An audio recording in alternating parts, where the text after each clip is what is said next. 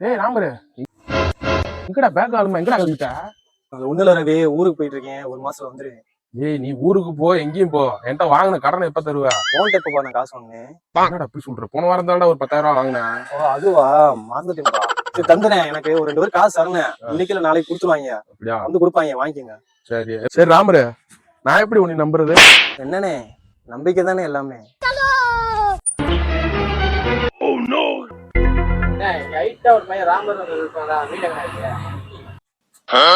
என்னது ராமரா?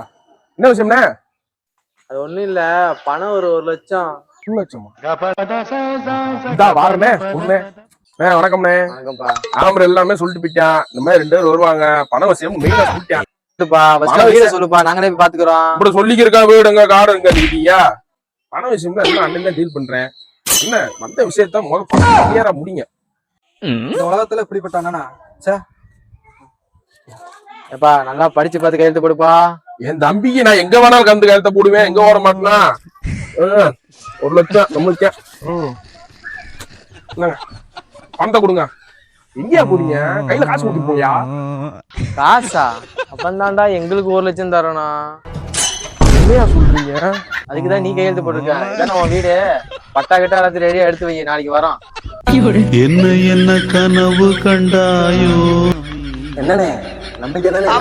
வாழ்க்கை ஒரு கனவு தானையா சாமி.